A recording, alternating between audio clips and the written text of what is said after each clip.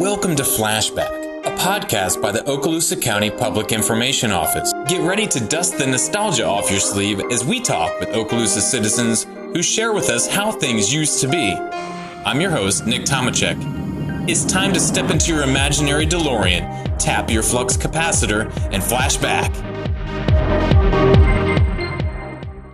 Take a drive around Okaloosa County, and you are sure to come across the names of small towns, or should I say communities, that don't have much prominence on a map. And without some simple signage, you probably wouldn't know they even existed. This episode is about one of those communities, the community of Dorcas. Just outside the city limits of Crestview, heading east on U.S. Highway 98 past the Shoal River and past the Emerald Coast Zoo, you'll hit the intersection of County Road 393 and another not-so-well-known community of Deerland. Turn north, and you are well on your way to the community of Dorcas. You'll pass the Shoal River again, and you'll see a white sandy beach area on one of the banks, an area I'm told that locals used to use, or may still, and gather for relaxation and socializing along the side of the river. The Dorcas Baptist Church has the most signage, and there's a reason the community kind of centers around the church area. The name itself, Dorcas, has origins in the Bible. To learn more about this community, I went to a Dorcas local who just so happens to also be the executive director of the Baker Block Museum. This is a pretty active museum that families bring their children to and explore our local history, so you may hear some background noise from visitors and children as Ann and I chat.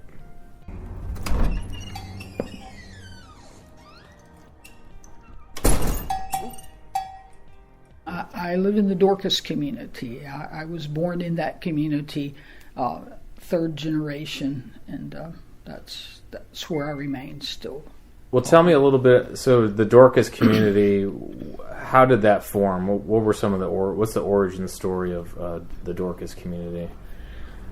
It's hard to pinpoint as a community. I know there were people there at least by the 1870s. I can document families there.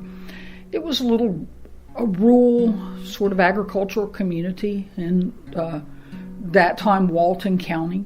Mm-hmm. It's always been just a rural country community. There were, families that are native of that area that associated with it. There's been a post office many years ago. I think a stagecoach route went through there probably at one time. Some churches and just things associated with the rural communities. But in the early days, they grew cotton and corn and just typical things that the family ate, and then feeding livestock, etc. So what do you think it was like to live in Dorcas in those early years? And I guess what was it like for you kind of growing up over there?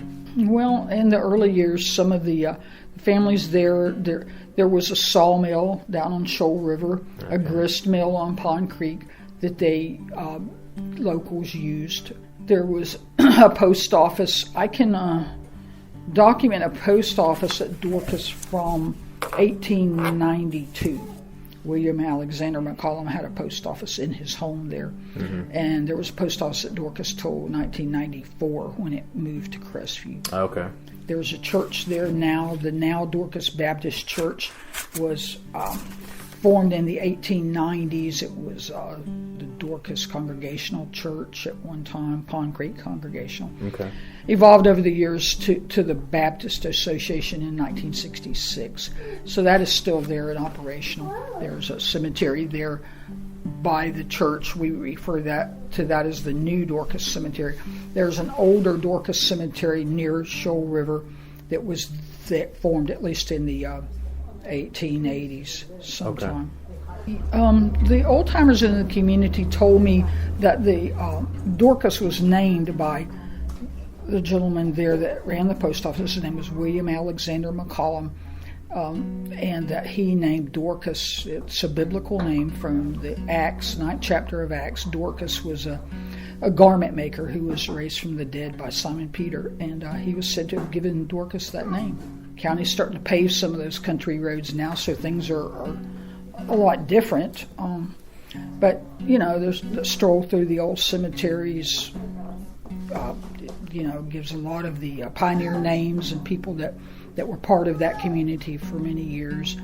There's the rivers and creeks. It sits on the north side of Shoal River, and then Pond Creek is a big part of the community. It crosses Highway 393 a couple of times, and eventually empties into Shoal River. So a lot of the native pine trees is what brought a lot of the families to the area, and Dorcas is no exception. There were turpentine stills there in the day. My family came to Dorcas following the turpentine industry in the fall of 1919 and settled at the Bullard turpentine still. So the pine tree played an important part. Near the Dorcas community, there's now a distillery called Timber Creek Distillery. It's located on Lake Ella Road. And that is the site of where my family settled at the Bullard turpentine still.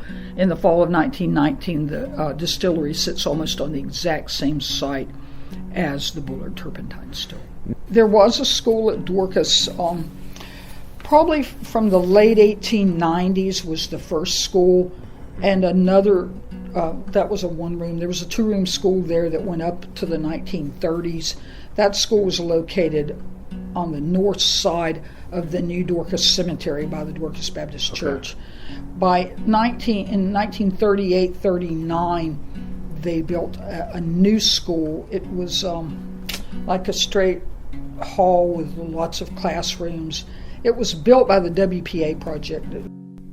You heard Ann talk about the WPA. This is the Works Progress Administration. It was an ambitious employment and infrastructure program created by President Franklin Roosevelt in 1935 as part of the New Deal. And this was during the bleakest days of the Great Depression. The unemployment rate in 1935 was at a staggering 20%. The WPA was designed to provide relief for the unemployed by providing jobs and income for millions of Americans. At its height in the late 1938, more than 3.3 million Americans worked for the WPA. The WPA, which in 1939 was renamed the Works Projects Administration, employed mostly unskilled men to carry out public infrastructure projects. They built more than 4,000 new school buildings, erected 130 new hospitals, laid roughly 9,000 miles of storm drain and sewer lines, built 29,000 new bridges, constructed 150 new airfields, and on and on and on. Over its 8 years in existence, the WPA put roughly 8.5 million Americans to work building schools like the Dorcas School. Perhaps best known for its public works projects, the WPA also sponsored projects in the arts. So the agency employed tens of thousands of actors, musicians, writers, and other artists. Now back to Ann. So that school was functional from 1938-39 until it closed in June of 58, and students were sent to Crestview. Okay. Was there a fire there too? The school, it's stayed there and served as a community center. Everything from all sorts of gatherings, 4-H, they had carnivals and that kind of thing. But then the school burned in the late 60s. What caused it? Mysteriously burned. Mysteriously. Small towns, big towns, no one is immune to mystery and stories about where they are from. I found an article that solves at least one mystery in the Dorcas area, the mystery of the belled buzzard. I found a short article, a brief, from the June 1947 Pensacola News Journal. Here it is. The mystery of who belled the buzzard has finally been solved. The bird, captured in the Dorcas community about 2 months ago, aroused considerable curiosity, since it was the first one ever seen in this section wearing a bell. Publicity on the event had resulted in the receipt of a letter by Alan Hatt of Dorcas from J.E. Hinson of Bermuda, Alabama, who stated that the description of the bell fits one he had placed on a buzzard about 20 years ago. He states that he made the clapper for the bell the morning he placed it on the neck of the buzzard, which had been placed in his chicken coop by a group of boys as a joke. The bell was used as a sheep bell by his grandfather. Short article on a belled buzzard, pretty interesting, I thought. I never heard of belling a buzzard. The reasoning of why someone might want to put on a bell on a buzzard? Well, it jibes with what Ann told me about the subject. She said that farmers, specifically cattle and sheep farmers, would place the bell on buzzards to be warned of their presence if a sheep or cow gave birth. They would hear the bell and know to protect the newborn calves from being eaten by the buzzards. I found another reason online, I googled it, of why people would bell a buzzard.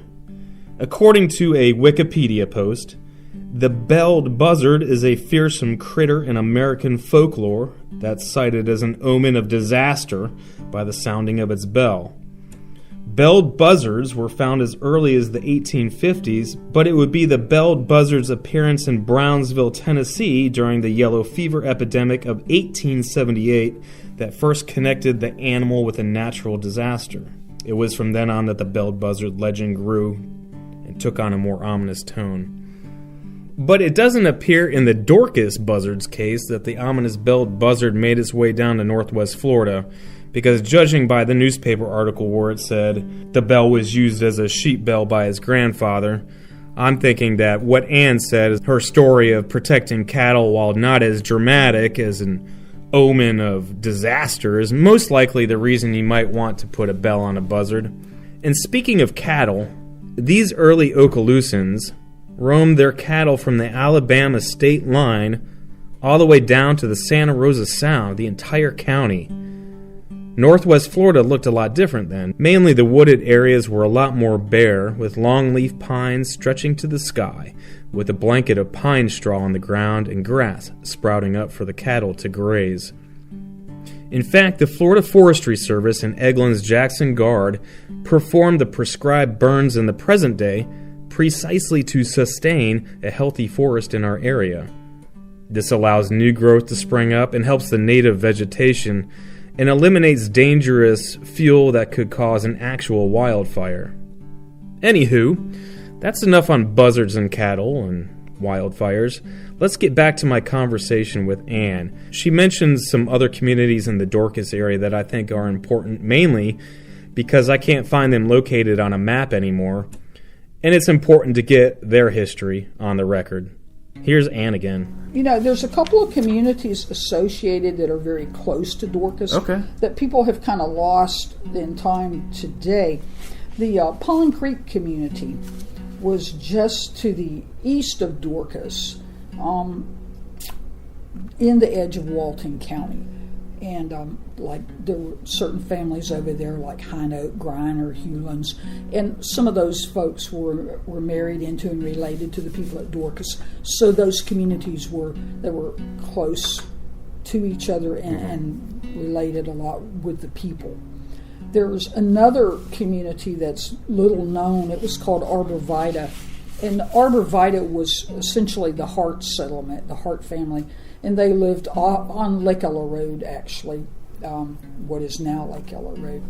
And they were there like pre-Civil War. Ellen Hayes Hart had a post office there at Arbor Vitae. We can document that in 1879. So, and again, that Hart family, they were a huge family that pioneered the area. And so those two communities are pretty close associated with it. Most people call it all Dorcas now. Old Dorcas? All, like, kind of consider all of that, like where Arbor Vitae would have been, that's considered Dorcas, and almost over to Pond Creek when across the Pond Creek Bridge there, you're almost in the edge of Walton County to the Pond Creek community. I got you. So a couple of little communities there that are associated with Dorcas and closely tied with the families. Yeah, go ahead. There's a lot of history there. A lot of history in the old cemeteries. There's the New Dorcas, the Old Dorcas Cemetery, the Hart Cemetery, and just a lot of those pioneer families that settled that area. That those names appear in those. Yeah. If you like history, it's a cool walk. Do I like history? You know we flashbackers love history. I decided to take one of these cool walks that Ann was talking about, and I visited the old Dorcas Cemetery. It's located down what appears to be someone's driveway. I drove past the home that sits off of Dorcas Road.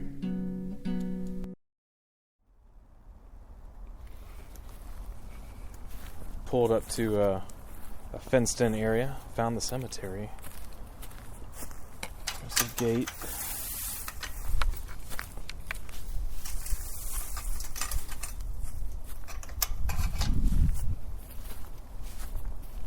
Some cedar trees, a lot of cedar trees in here. Some longleaf pines. I'm already seeing names. Halford family. Having a hard time reading the dates on some of these tombstones. A lot of simple tombstones. Spanish moss hanging from the trees.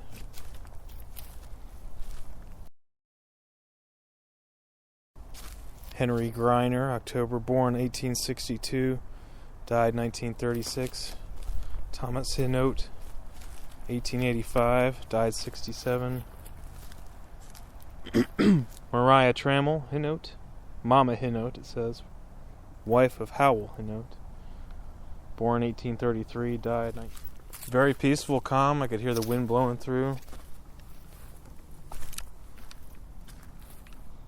I see a tombstone here for W.J. Powell, Confederate soldier, born December 17th, 1840. Died May 17th, 1924.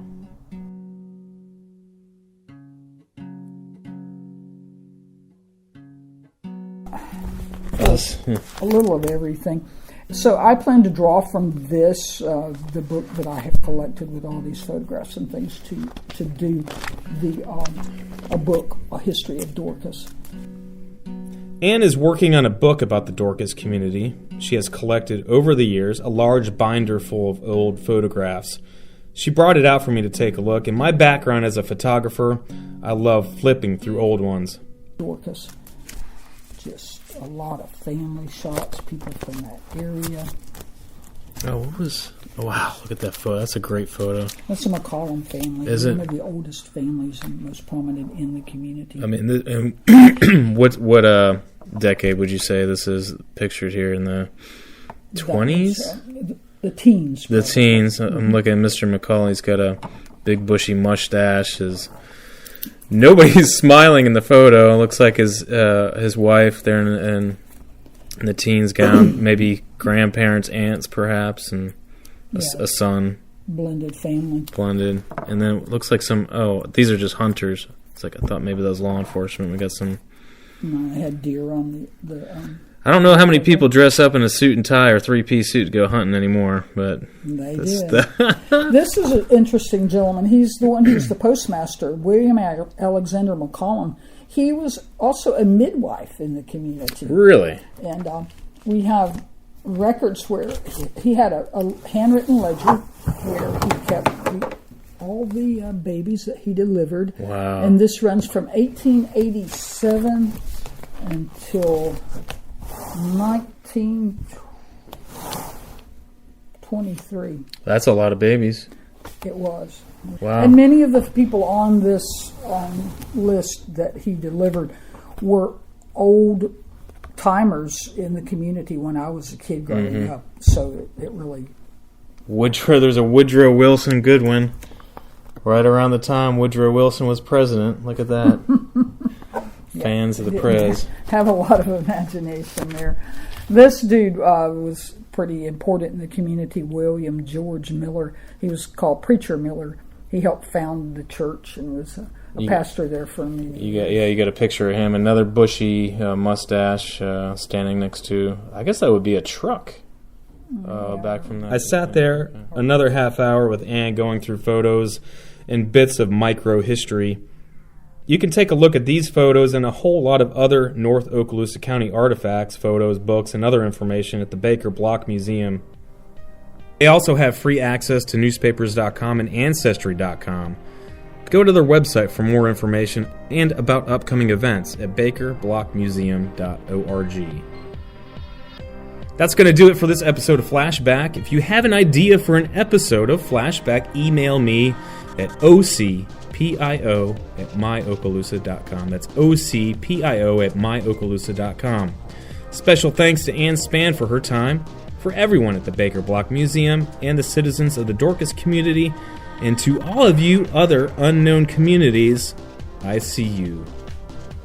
My name is Nick Tomachek. Our theme music is composed by Jason Shaw on audionautics.com. Thank you for listening. I'll see you around town.